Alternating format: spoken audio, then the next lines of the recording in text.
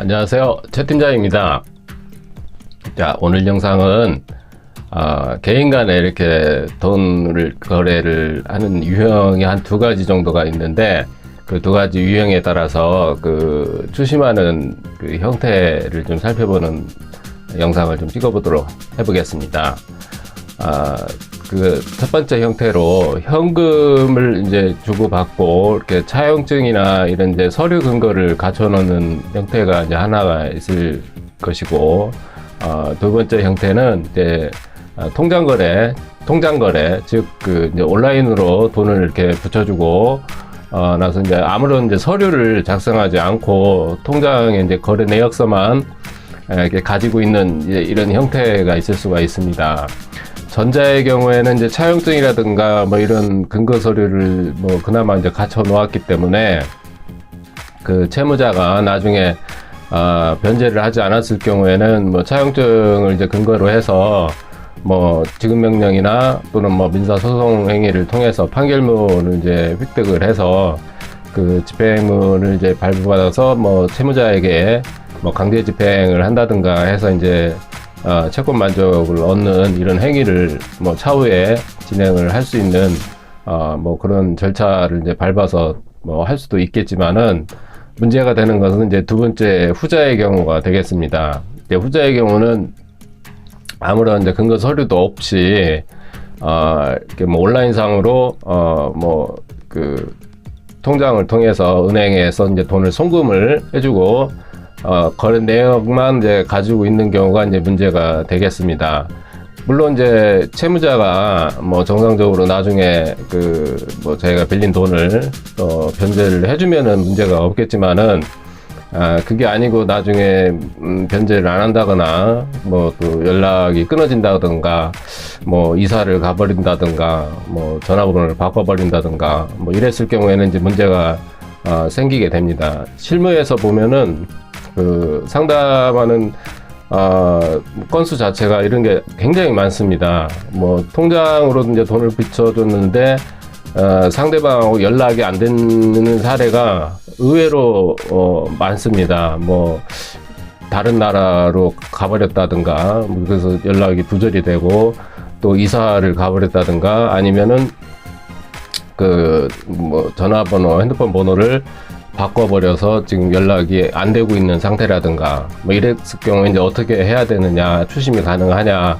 여쭤보시는 이제 사례들이 아주 뭐 생각 외로 의외로 많습니다. 그러니까 근거 서류가 전혀 없는 거죠. 그 통장에 그 돈 붙여줬다는 내역만 이제 가지고 있는 경우가 거의 대부분인 경우가 많습니다. 물론 이제 이런 경우에 뭐 가능은 이제 하다고 볼 수는 있습니다. 일단은 이제 돈을 뭐 상대방 채무자에게 빌려준 그 통장 거래 내역은 있기 때문에 그 내역서를 이제 뽑아서 그 소송을 이제 제기를 하면 되겠습니다. 상대방을 상대로 해서 그 이름 석자하고 그 다음에 뭐 핸드폰 번호 정도만 알고 있는 경우가 거의 대부분이다 보니까 소송을 이제 제기를 해서 그 핸드폰 번호를 가지고 소송을 제기를 하면서 우리나라 이제 통신 3사가 있지 않습니까? 뭐 SK나 뭐 LG나 또는 KT 통신사를 상대로 해서 이 채무자에 대해서 이제 사실조회 요청을 하는 그런 이제 그 방법이 있습니다. 그렇게 이제 사실조회를 요청을 하게 되면은 그 핸드폰 번호가 채무자의 이제 본인 명의로 만약에 그 되어 있다라고 이제 가정을 한다 그러면은 통신사에서 그 사람 채무자의 인적사항을 법원에다 통지를 해주게 됩니다.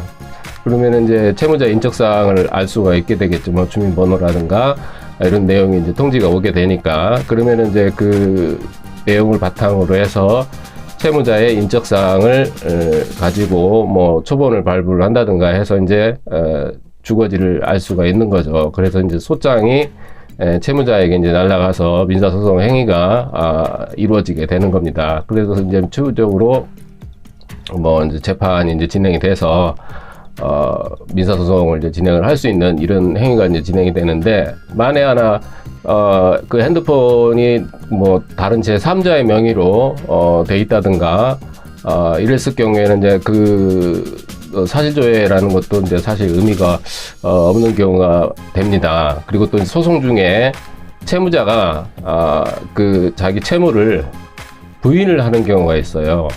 예를 들어서 내가 통장으로 뭐 돈 받은 행위는 인정은 하지만 이것은 내가 전에 빌려줬던 돈을 내가 되돌려 받은 돈이다 라고 거짓 주장을 이제 펴는 경우죠. 거짓말을 하는 경우입니다. 이럴 경우에는 이제 뭐 채권자 입장에서 봤을 때는 참 황당한 일이겠지만은 이런 경우도 종종 있습니다. 사실 그러니까 뭐 채무자가 이제 아주 악성 채무자인 경우죠. 그러니까 뭐 근거 서류가 없다 보니까 방법이 없어요. 이럴 경우에는 채무자가 자기 채무를 완전히 이제 부인을 하는 경우죠. 근데 이제 채권자 입장에서는 그거를 입증할 만한 뭐 근거 될 만한 거를 법원에 이제 그 소송 행위 중에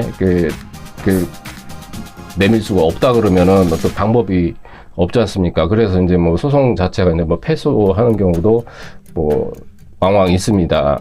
그렇다 보니까 이 돈을 이렇게 거래를 하실 때에 물론 통장 거래를 하시면서도 어느 정도 뭐 이렇게 채무자에 대해서 인적 사항이라든가 요즘에는 뭐 주민번호 자체를 수집하는 것 자체가 상당히 어렵지만은 최소한 차용증 정도는 뭐 어느 정도는 그 근거 서류를 작성을 해서 만들어 놓고 이렇게 돈을 뭐 건네든가 이렇게 하는 방법이 아무래도 차후에 이런 불미스러운 일을 방지를 하기 위해서 좀 조심을 하시는 게 낫지 않겠나 이런 생각이 좀 듭니다.